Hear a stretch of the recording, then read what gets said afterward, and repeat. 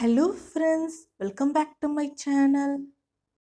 இன்றைக்கி நம்ம சுவையான எண்ணெய் கத்திரிக்காய் குழம்பு தான் செய்ய போகிறோம். வீடியோவை ஸ்கிப் பண்ணாமல் பாருங்கள்.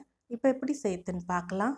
ஸ்டவ்வில் ஒரு கடாய் வச்சு சூடு பண்ணிக்கலாம். கடாய் நல்லா சூடானதும் 2 ஸ்பூன் எண்ணெய் சேர்த்துக்கலாம். எண்ணெய் நல்லா காஞ்சதும் 10 காஞ்ச மிளகாய், 2 டேபிள் ஸ்பூன் தனியா, 1 ஸ்பூன் மிளகு, 1 ஸ்பூன் ஜீரகம், 1 ஸ்பூன் சோம்பு, 2 ஸ்பூன் கடலைப்பருப்பு, 1 ஸ்பூன் உளுத்தம்பருப்பு எல்லாத்தையும் சேர்த்து நல்லா வறுத்துக்கலாம். இந்த மசாலா எல்லாம் நல்லா சிவக்க வாசனை வர வரைக்கும் நல்லா வறுத்துக்கலாம். இது எல்லாம் நல்லா வறுபட்டதும் 2 ஸ்பூன் எள்ளு சேர்த்துக்கலாம். எள்ளு கடைசியாக தான் சேர்க்கணும். இது கூடவே 1/2 கப் தேங்காய் சேர்த்துக்கலாம். தேங்காய் சேர்த்ததும் 1 நிமிஷத்துக்கு நல்லா வறுத்துக்கலாம். மசாலா எல்லாம் நல்லா வறுபட்டதும் இது ஒரு பிளேட்டுக்கு மாற்றி ஆற வச்சுக்கலாம்.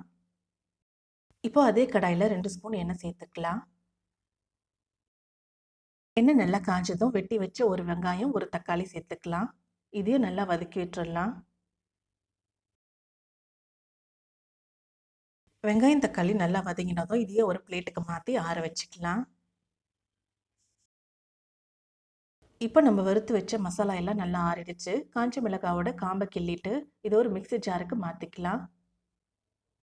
இப்போ இந்த மசாலாவை நல்லா கொரகொரப்பாக அரைச்சி எடுத்துக்கலாம். ரொம்ப நைஸாக அரைச்சிடக்கூடாது. கொஞ்சம் கொரகொரப்பாக இருந்தால் தான் நல்லாயிருக்கும். இப்போ அரைச்ச இந்த மசாலாவை ஒரு பிளேட்டில் கொட்டி எடுத்து வச்சிடலாம். இப்போ அதே மிக்ஸி ஜாரில் நம்ம வதக்கி வச்சு வெங்காயம் தக்காளியை சேர்த்துக்கலாம். இது நல்லா நைஸாக அரைச்சி எடுத்துக்கலாம். இப்போ கத்திரிக்காவை நல்லா வாஷ் பண்ணிவிட்டு தொடச்சி எடுத்துக்கோங்க. கத்திரிக்காவோட காம்பெல்லாம் உடையாமல் இது போல் கட் பண்ணி எடுத்துக்கோங்க. நான் இன்றைக்கி நாட்டு கத்திரிக்காய் தான் எடுத்திருக்கேன். நல்ல இளங்கத்திரிக்காவை பார்த்து எடுத்துக்கோங்க. இப்போ நம்ம அரைச்சி வச்ச இந்த மசாலாவை கத்திரிக்காய்க்குள்ளே ஸ்டஃப் பண்ணிக்கலாம். இது போல் எல்லா கத்திரிக்காவையும் ஸ்டஃப் பண்ணி எடுத்துக்கலாம். மிச்சம் இருக்க மசாலாவை நம்ம எடுத்து வச்சுக்கலாம். இதை நம்ம குழம்புல சேர்க்க போகிறோம். இப்போ கடாயில் 2 டேபிள் ஸ்பூன் எண்ணெய் ஊற்றி சூடு பண்ணிக்கலாம். எண்ணெய் நல்லா சூடானதும் நம்ம ஸ்டஃப் பண்ணி வச்சுருக்க கத்திரிக்காவை ஒன்று ஒன்றா வச்சிடலாம். கத்திரிக்காய் நல்லா ஒரு பக்கம் வெந்ததோ இன்னொரு பக்கமாக திருப்பி போடுங்க. இதே போல் எல்லா பக்கமும் வேக விடுங்க.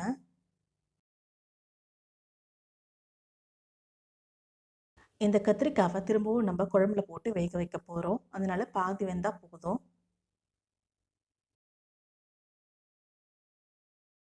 கத்திரிக்காய் இந்த அளவுக்கு குக் ஆனதும் இதை ஒரு பிளேட்டுக்கு மாற்றி எடுத்து வச்சிடலாம். அதே கடாயில் இன்னும் 1 டேபிள் ஸ்பூன் எண்ணெய் சேர்த்துக்கலாம். எண்ணெய் நல்லா காஞ்சதும் 1/2 ஸ்பூன் கடுகு, 1/2 ஸ்பூன் வெந்தயம் சேர்த்துக்கலாம். இதெல்லாம் நல்லா பொரியட்டும். இப்போ கட் பண்ணி வச்சுருக்க ஒரு வெங்காயம், 15 பல்லு உரிச்ச பூண்டு, 2 கொத்து கருவேப்பிலை சேர்த்துக்கலாம். வெங்காயம் நல்லா பொன்னிறம் ஆகிற வரைக்கும் நல்லா வதக்கி விட்டுறலாம். வெங்காயம் நல்லா வதங்கினதும் கட் பண்ணி வச்சுருக்க ஒரு தக்காளி சேர்த்துக்கலாம். தக்காளி நல்லா சாஃப்டாகிற வரைக்கும் நல்லா வதக்கி விட்டுறலாம். தக்காளி நல்லா சாஃப்டாக வதங்கினதும் 1/4 ஸ்பூன் மஞ்சள் தூள், 1/4 ஸ்பூன் பெருங்காயத்தூள் சேர்த்துக்கலாம். இது கூடவே நம்ம அரைச்சி வச்சுருக்க வெங்காய தக்காளி பேஸ்ட்டு சேர்த்து எல்லாத்தையும் நல்லா கலந்து விட்டுறலாம். இப்போ பெரிய லெமன் சைஸ் புளி எடுத்து கரைச்சி வச்சுருக்கேன். இந்த புளி கரைச்சலை சேர்த்துக்கலாம். இந்த குழம்பு ஆறினதுக்கு அப்புறம் நல்லா திக்காயிடும். அதனால இன்னும் 1 கப் தண்ணி சேர்த்துக்கலாம். குழம்புக்கு தேவையான உப்பு சேர்த்துக்கலாம். இப்போ நம்ம வறுத்து அரைச்சி வச்ச மசாலாவை சேர்த்துக்கலாம். இது எல்லாத்தையும் நல்லா கலந்து விட்டுறலாம். இது கூடவே நம்ம ஸ்டஃப் பண்ணி வறுத்து வச்சிருக்க கத்திரிக்காவை சேர்த்துக்கலாம். இப்போ குழம்புல இருந்து எண்ணெய் பிரிஞ்சு வர வரைக்கும் நல்லா கொதிக்க விட்டுறலாம். கத்திரிக்காவும் நல்லா சாஃப்டாக வேகணும். இப்போ பாருங்கள், குழம்புல இருந்து நல்லா எண்ணெய் பிரிஞ்சு வந்திருக்கு. இந்த ஸ்டேஜில் ஸ்டவ் ஆஃப் பண்ணிடலாம். கருவேப்பிலை, கொத்தமல்லி சேர்த்து இறக்கிடலாம். அவ்வளவுதான், டேஸ்டியான எண்ணெய் கத்திரிக்காய் குழம்பு ரெடி ஆயிடுச்சு.